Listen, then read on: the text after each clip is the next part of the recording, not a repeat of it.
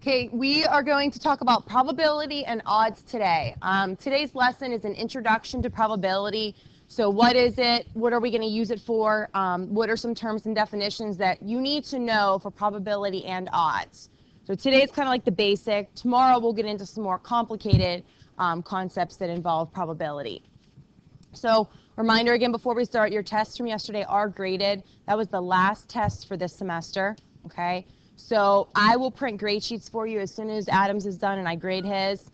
I will print grade sheets so you can see your current grade, which should be your report card grade, unless something's wrong with it. Doug? Yeah, there were, can't remember how many. There were some over 100%, and there were some 100%. By the grades of the test, I feel like it was too easy because you guys did so well. So either it was too easy, you guys were just really smart, we all just did a good job. I'm not going to answer that yet, okay? I'm not going to answer that yet. Alyssa, is that what you're going to ask? Tomorrow I will answer that, okay? So our objective to find probability and odds. Before we go over the warm-up, I want to start with the puzzle from yesterday that you did after the test. And I have the answer up here. It said, why did the king's birthday celebration last so long? Very funny, haha, right? It was an all-night party. Very funny, right? Okay, so my point of putting the answer up there is, are there any problems that you need me to go over? Do you guys have any questions on anything? Pretty easy, right? Okay. All right, let's go over the warm-up then, which should have also been pretty straightforward, but let's see how you guys did on that. Okay, so warm-up, number 1A. Mary, what'd you get for 1A? Good, 240 miles. Sean, what about 1B? Good, 60 miles. Briar, 1C. Good, 1/24. Okay, 2A, Zach.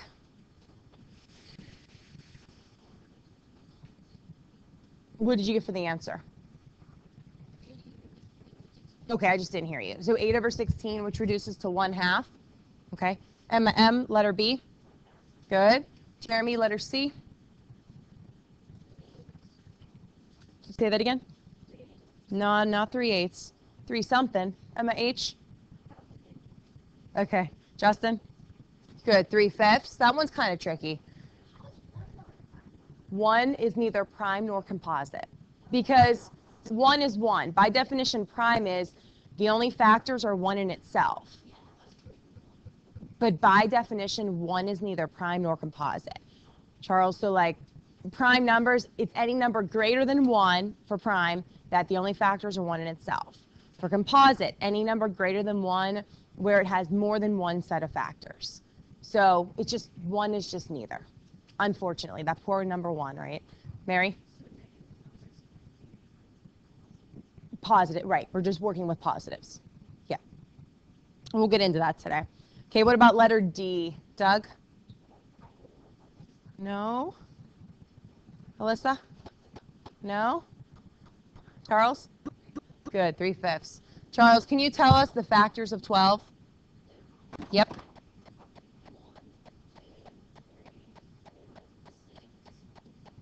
Good. So 1 times 12, 2 times 6, 3 times 4. So there's all the factors of 12. All the other numbers are not factors of 12. So there are 6 factors of 12. There are 10 that are not factors of 12. That part's kind of tricky. The prime numbers, back to letter C, the only factors are 1 in itself. So prime numbers, the only factors are 1 in itself. It starts with 2. 1 is not a prime number. Doug? Oh, yeah. Okay, well, now you guys know, right? Okay, any questions or comments on the warm-up? No? Okay. So, before we start probability, what do you know about probability? Or you could also say, when in life have you heard of or do you see probability? Annalise?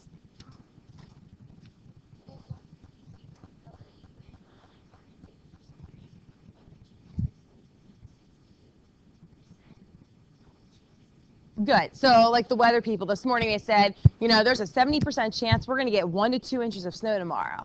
Now, that's kind of a good chance. I mean, but who knows? I don't know if you guys know any weather people in here, but do you think they're accurate a lot of the times? Yeah. I mean, it depends. I get frustrated, I know, sometimes. So that's a great example, the Weather Channel. Sean, what else? Well, like say if you're picking randomly out of a hat, like, what's the probability that there'll be boys? Yep. Good. So the chance of something happening. Perfect. You could do that with a lot of things. Charles? Good. When you're rolling dice. Okay. Emma H. Oh, okay. Nice. Mary? Good. When you're spinning a spinner, and I have one up here, which is kind of fun. Good. Spinning a spinner. Justin? Good. You're shopping. So, you know, you have things that are on sale, or maybe you want to find the chance of getting something on sale. Who knows? Emma M? Sometimes, like I see it before, and my dad is like betting to see if he's right. Yeah. Nice. Nice. That's great. Who do you play against? Oh, no. Okay. He wins all the time, or you win? Oh, good job. Does he let you win, or do you really win? Okay, good. Emma H? Okay. And more whenever someone asks. Good. Very good. Doug? Yep. Mary? Okay. Neat. He's going to be there. Yeah. Oh, that's fun. I like that. Jeremy? Okay. Okay. So let's start first with some definitions here. There's a lot of times that you see probability. There's also a lot of things, whether you know it or not, that you already know about probability. Like we'll start talking about it today, and you'll probably say, oh, okay, I knew that. So there are a lot of basic definitions and just basic ideas that is probably just common knowledge to most of you. So one word that relates to probability is outcome. This is the possible results of an experiment. So outcome, possible results of an experiment. And some of these words are just pretty much common sense.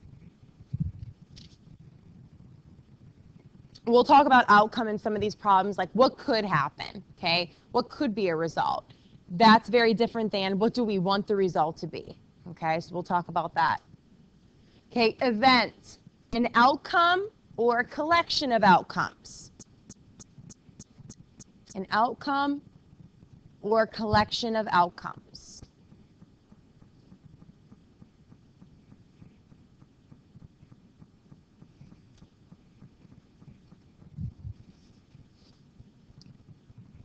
And then the last word on here is favorable outcomes. The outcomes for a specified event. Favorable outcomes, the outcomes for a specified event. That's what we want to happen. Our favorable outcomes, we might be rolling a dice, which is the same thing as a number cube, and we might want to get a number 2. Okay, so that's going to be our favorable outcome, bless you. What do we want to happen? What are the favorable outcomes? Something that we don't want, the book typically calls an unfavorable outcome, and so does Algebra 1's book. So you also hear the word unfavorable outcome a lot. You guys learned about odds yet? Odds in favor, odds against? Some yes, some no. Okay. We're going to talk about that today too. Okay, let's take a look at example 1. Okay. Example 1 says, we flip a coin and then roll a number cube. How many possible outcomes are in the sample space? Draw a tree diagram to show all possible outcomes.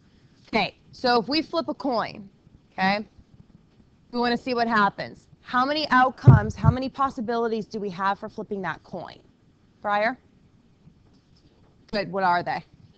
Good, so our 2 possible outcomes are heads and tails. When we roll a number cube, which is a dice, how many possible outcomes do we have from rolling this dice? Doug? Good, 6. So underneath the H and the T, I want you to draw 6 branches.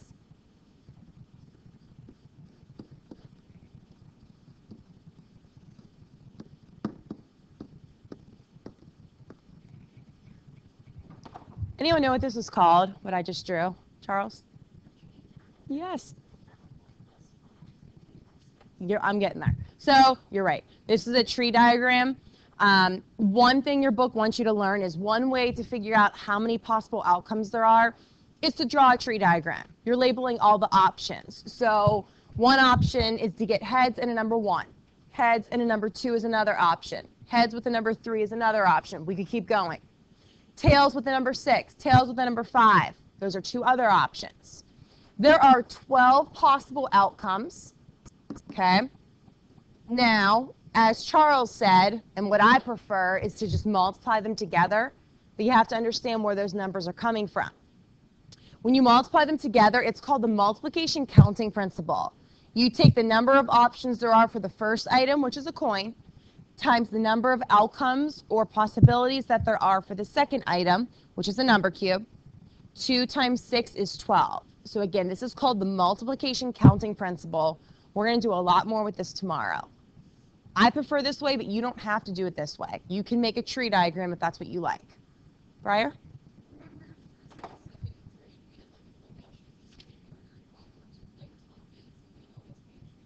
Oh, okay. Nice. So you were learning probability whether you realized it or not. Cool. Sean?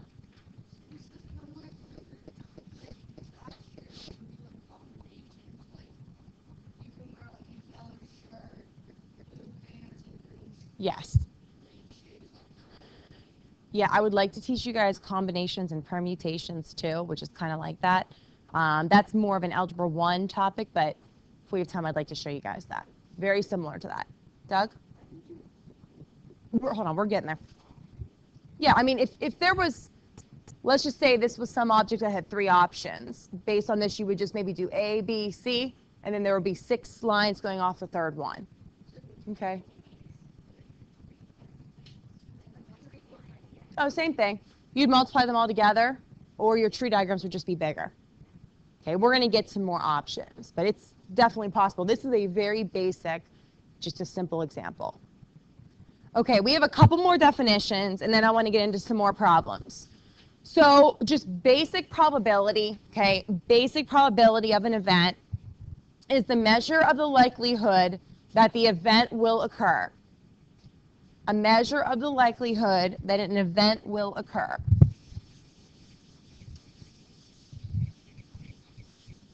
All outcomes are equally likely to occur. So it's a measure of the likelihood that the event will occur. All outcomes must be equally likely.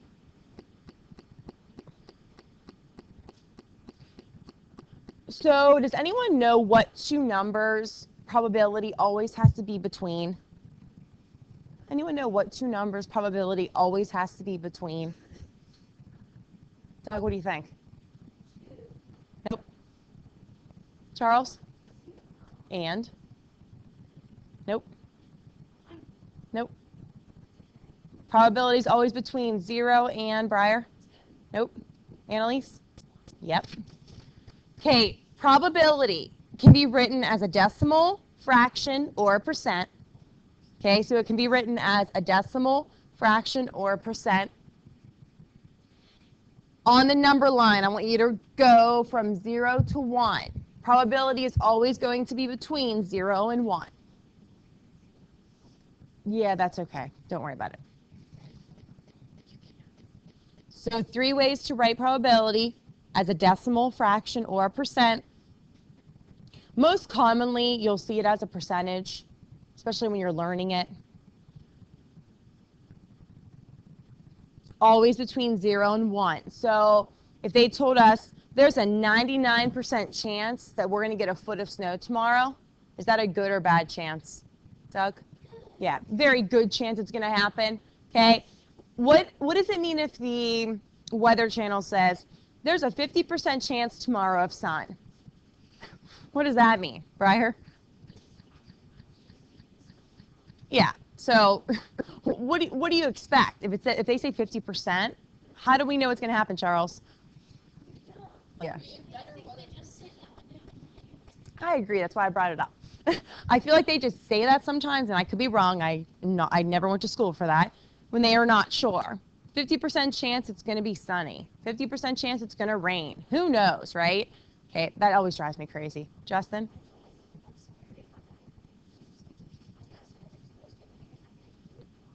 Yeah, that happens. Jeremy?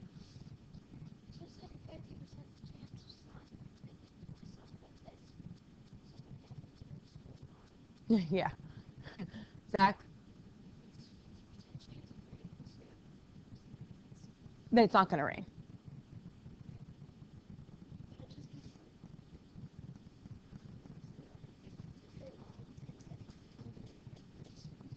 Exactly.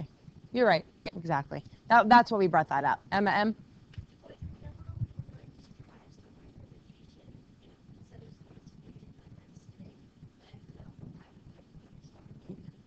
Yeah. Okay, I'm going to hold off on those comments for now, okay, guys? All right, theoretical probability. You guys ever heard of theoretical and experimental probability? You have? Okay. Theoretical probability is based on knowing all of the equally likely outcomes of an experiment. So theoretical probability is based on knowing all of the equally likely outcomes of an experiment.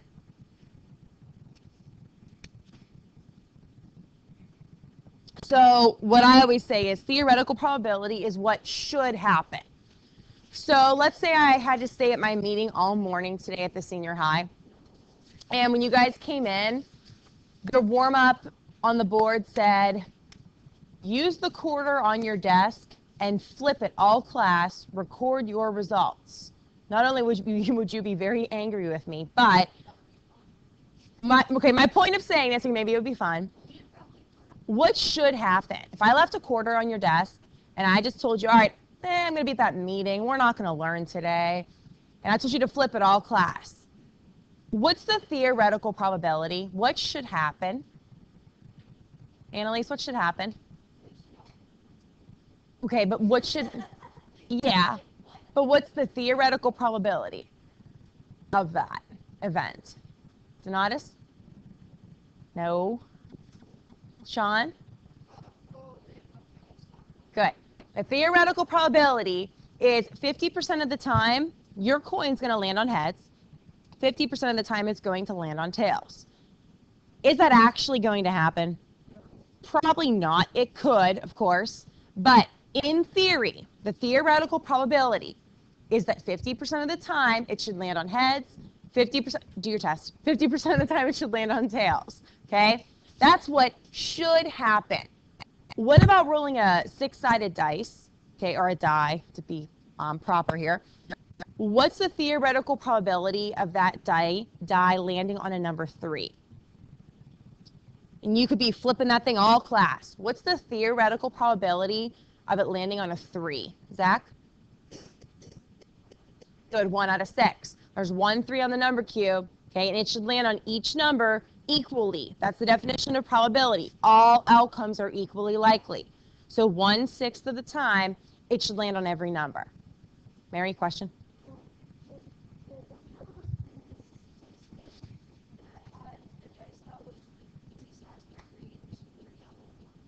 Okay. Okay.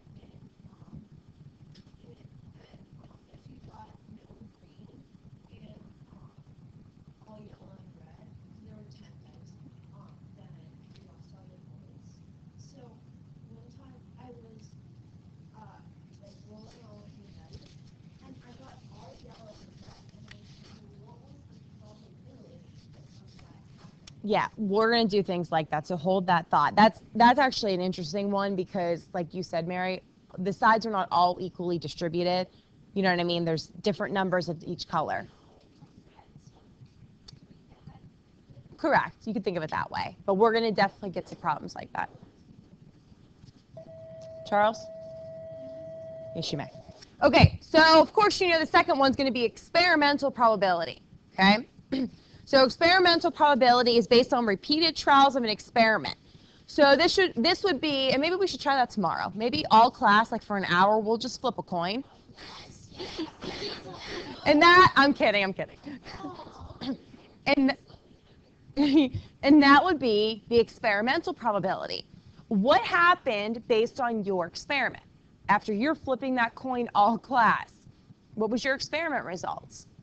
Each trial in which the event occurs is a success. So it's always the number of successes over the number of trials when you're recording this. How many times are you getting the number you want over how many times are you doing the experiment? Okay? Big difference between experimental probability and theoretical. Theoretical probability, we know what should happen in most cases. Experimental is, hey, we're just seeing what's going to happen here. When you go to biology, chemistry, physics, you'll do a lot of experiments and you'll find the probability. You know, what are the chances of something exploding, right? When you go to chemistry, you might have fun mixing things together. Who knows? No, I'm just kidding. So big difference here. When you take the Keystone exam next year, it's really important that you know the difference between those two. So any questions or comments on the difference between theoretical and experimental? Emma H, is that a hand? Okay. What'd you say? They are. Maybe to you guys, but not to everyone. Okay, can we go to the first example? Jeremy, are you down there? Okay. Okay, so let's go to example 1. Okay, suppose you roll a number cube. What is the probability that you roll an even number? Okay, is this theoretical or experimental probability? What they're asking us, Alyssa? Good. They're asking us about theoretical probability. So I'm just going to abbreviate. We need to find favorable outcomes over total outcomes. Okay, this is theoretical probability. What should happen? How many favorable outcomes are there based on the question, Sean? Good. How many total outcomes are there, Briar?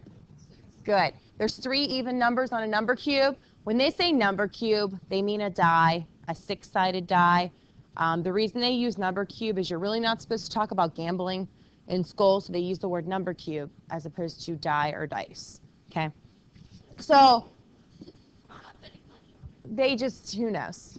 So 1/2, you can write this as a decimal, fraction, or percent. So you could also put 0.5, or there's a 50% chance that this will occur. Any of those ways is fine. So theoretical probability is always favorable over total. Okay, example 2. Okay, we also, it says here to find the theoretical probability. Okay, so it says you and your friends design t-shirts with silk emblem screens, and you're selling the t-shirts to raise money. The table below shows the number of t-shirts that you have in each design. A student chooses a t-shirt at random. Okay, so letter A, what is the probability that a student chooses a red shirt? I first want you to write down here a capital P, and then put in parentheses red. Okay, that capital P just means you're finding the probability of, in this case, that a student chooses a red shirt. It's theoretical probability, so we know it's going to be favorable over total. What's the favorable outcome? So what's the number for the favorable outcome here? Justin? Good. There are 12 red shirts. If you look here, there's our red shirts. What's total? Make sure you check it over before you hand it in. What's total, Matt? Good. There's a total of 30 different options here of emblems and colors of t-shirts. So the theoretical probability is 12 over 30. Let's reduce that, Donatus. Keep reducing it. 3 goes into each of them. Good. 2 over 5. What percent can we change that to? Justin? Good. What decimal can we change that to?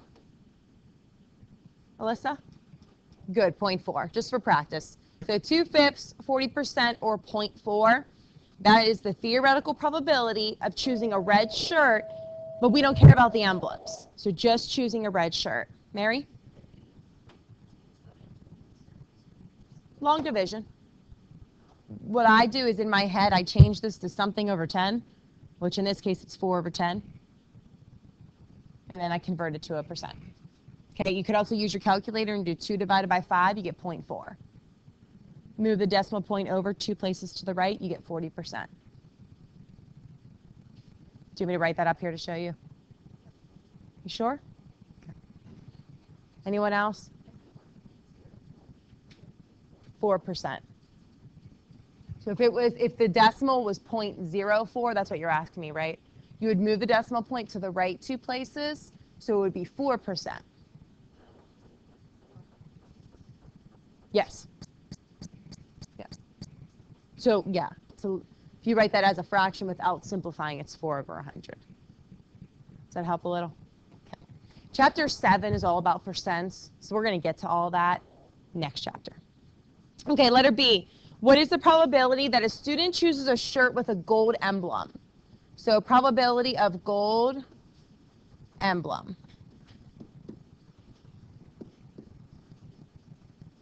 Okay, still theoretical probability, so it's still favorable over total. What's the favorable outcome here? Briar, favorable outcome. Good. There are 16 gold emblems. Gold emblems goes this way. And Briar also told us the total. There's a total of 30. So 16 out of 30, let's simplify that first. Charles? Good, 8/15. How about the decimal and percent? They'll give us one of them.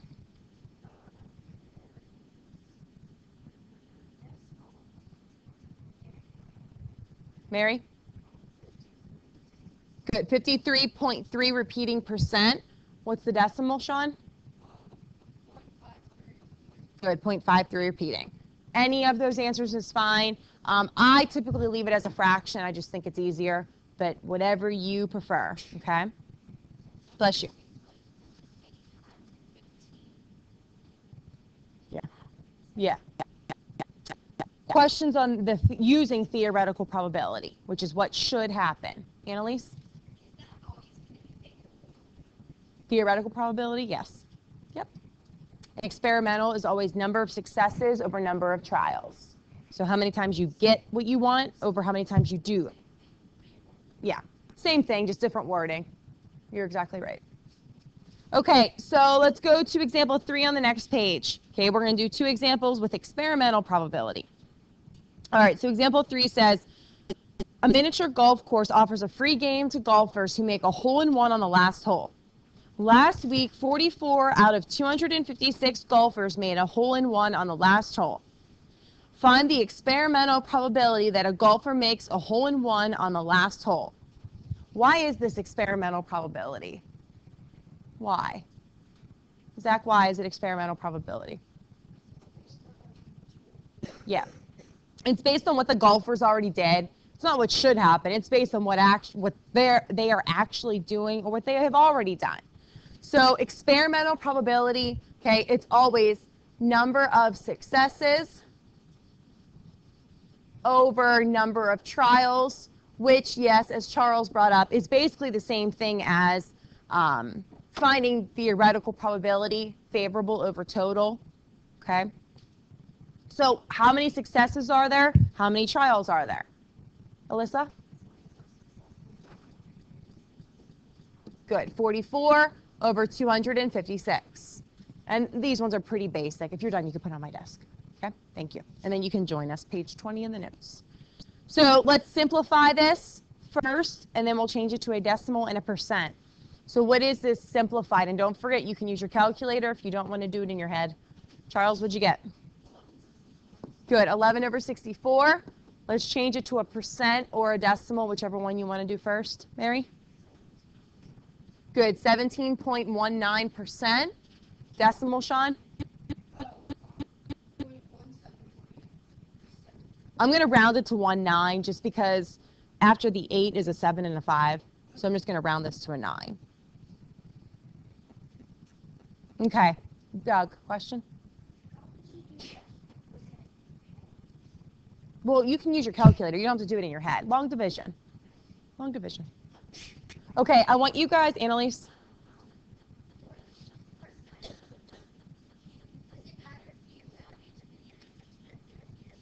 No.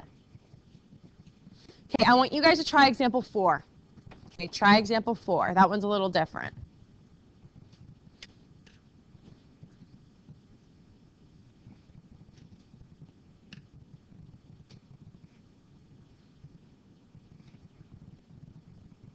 And then we're going to talk through your method there that you used. So try example 4.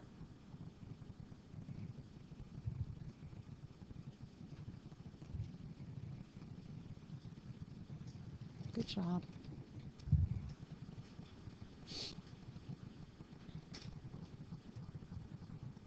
Good. I'm impressed. You guys are all pretty much setting this up the correct way. Good.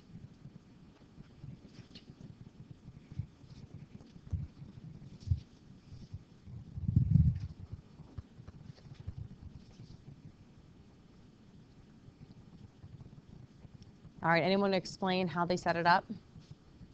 Prior, how'd you set it up?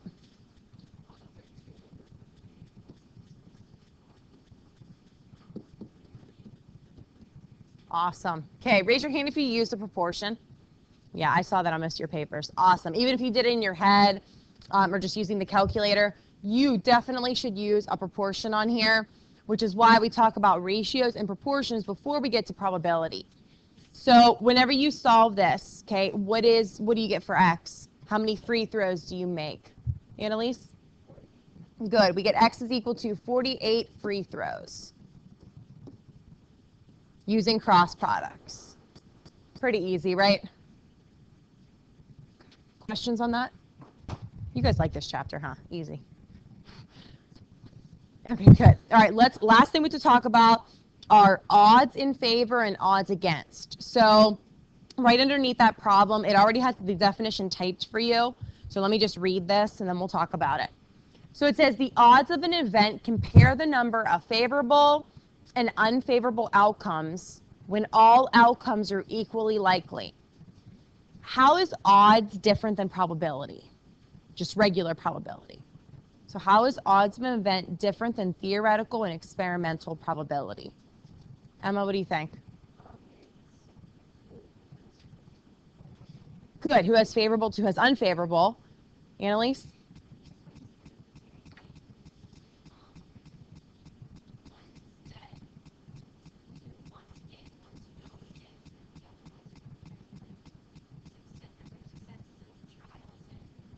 Favorable over total.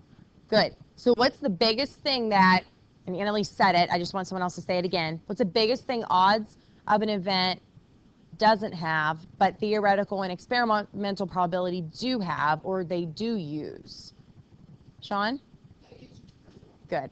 Regular probability, like theoretical and experimental, it uses the total of the trials, or just total, okay? When you're finding the odds, it's what do you want over what do you not want? Maybe it's a color, maybe it's a number, maybe it's a piece of candy, okay? So odds of an event is always the ratio of favorable over unfavorable or unfavorable over favorable, depending on which way you're going. Okay, I know this is really little, but at the top of your paper, I'll read it, where it says odds against. I want you to write this down. Odds against is the ratio of the number of unfavorable outcomes to the number of favorable outcomes. Odds against. Okay, what are the odds against choosing a number 2? So it's the ratio of the number of unfavorable outcomes to the number of favorable outcomes. And I want you to write next that it's always unfavorable. I abbreviate it as unfav over favorable. I always write as fav. Just makes it easier. Yeah. Okay, so that's odds against.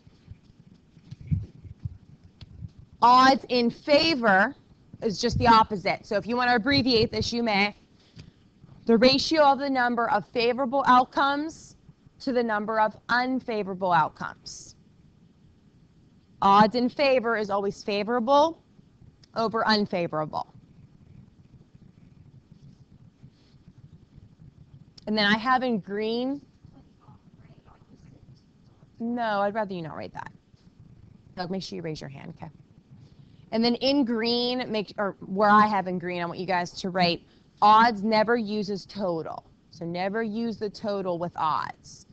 It's always comparing favorable and unfavorable, one way or the other.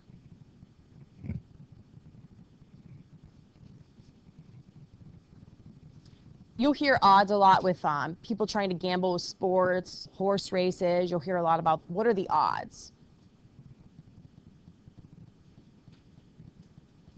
Adam?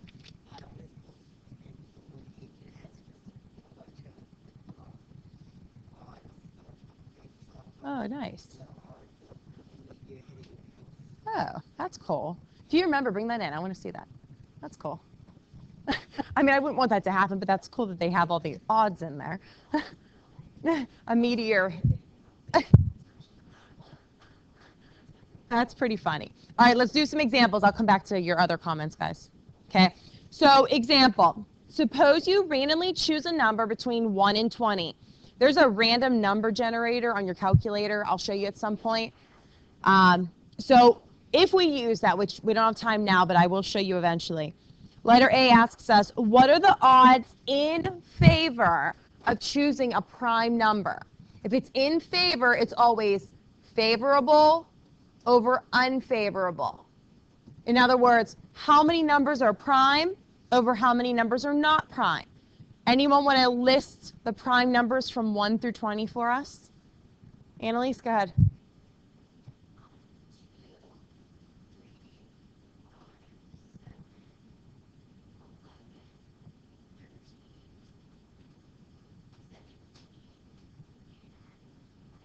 Good. Okay. How many prime numbers are there? How many is that? Those are all the prime numbers. Alyssa? Good. There's 8 prime numbers. So how many numbers are not prime? Matt? Good. So the favorable is 8. The unfavorable is 12. Is everyone clear on what they mean by fav over unfav? Is everyone clear on that? Okay. So 8/12, let's simplify that. You can write it as a fraction, decimal, or a percent. Adam, 8/12 is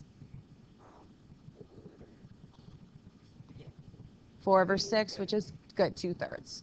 Okay, which you may also write as 0.6 repeating or 66.6 repeating percent. You can write that either way. Annalise?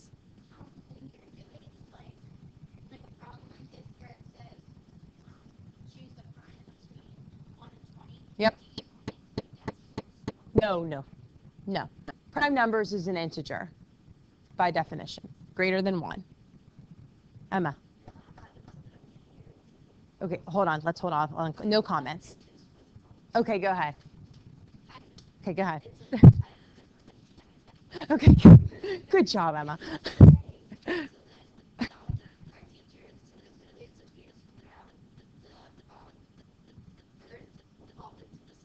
Yeah. Yeah. Maybe that's in Adam's cool book that he's going to bring in soon. We can. Okay, letter B. What are the odds against choosing a prime number? So now, what are the odds against? The first one was odds in favor. This one is odds against. If it's odds against, we have unfavorable over favorable. So in other words, how many are not prime is unfavorable. Over favorable is how many are prime. So how do we set this one up? Donatus? Okay. Why is this one opposite? Why is it just the reciprocal, Emma H? Yeah. All they did, they just wanted you to get the point of odds in favor and odds against. I think you probably got that point a long time ago. So just flip it around. That's all you had to do there. Donatus? Yeah, which is kind of interesting. Yes. And technically this is not, it's odds, it's still probability, but it doesn't fall into that definition of it has to be between 0 and 1 because odds in favor and odds against is going to be more than 100% a lot of the times if you convert it. So yes, you are correct about that. Annalise, is this a question or comment? Go ahead. Yeah, that's kind of what Donatus asked. You could. I'd prefer that you leave it like that because that's how you'll typically see it is as an improper fraction. Okay, so let's go to, we have 2 more examples here. Okay, look at the spinner at the bottom. We need to find the odds against stopping on a 1 or a 3. odds against stopping on a 1 or a 3. Odds against is always unfavorable over favorable. I want you to write down what you think the fraction is, if you haven't already. The odds against stopping on a 1 or a 3. Write down what you think the initial fraction is if you haven't already.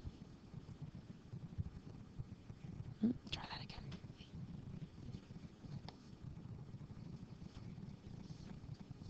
Try that one again.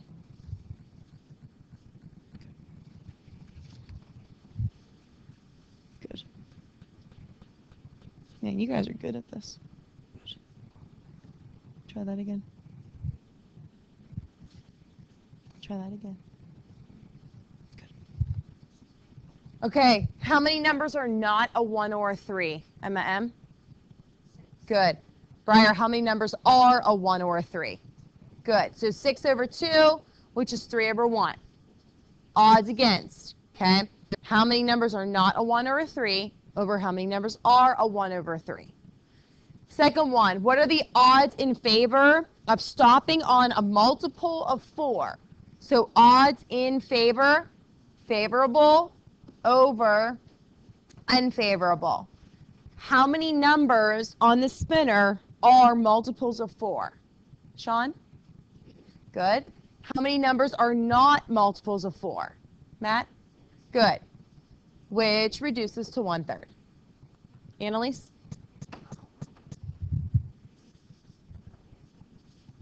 You okay? Okay. Questions? Jeremy?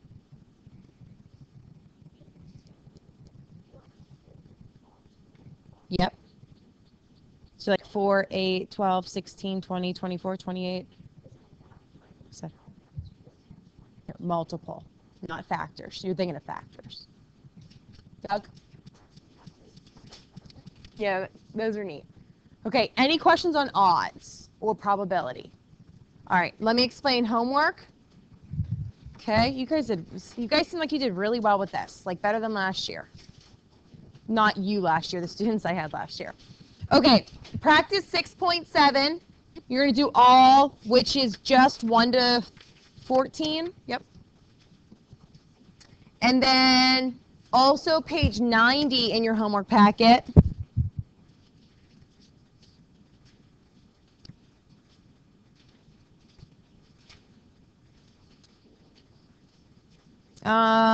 I want you to do 1 to 11. So page 90, 1 to 11. And then practice 6.7 all, which is 1 to 14. So make sure you find both of them, write both of them down.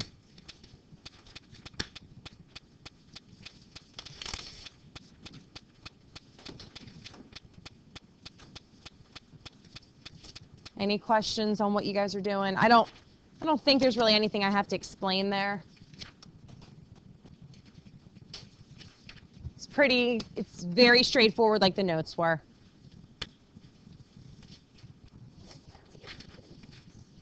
Are we doing what? Oh, yes. Just to make sure everyone knows it, tomorrow's lesson, we're going to talk about something called a factorial and more of the multiplication counting principle. So tomorrow's lesson gets a little bit more challenging, but Charles, you're right. It's just part of pre-algebra I have to make sure I cover with you. To be honest with you guys, kind of like this whole chapter. I mean, ratios and proportions were not that difficult for you. Chapter 7 is the chapter that you guys I know are probably not going to like. It's a lot of percent stuff. So a lot of that's new and gets to be confusing. And then 8, 9, 10, and 11 are, of course, different. New. Annalise?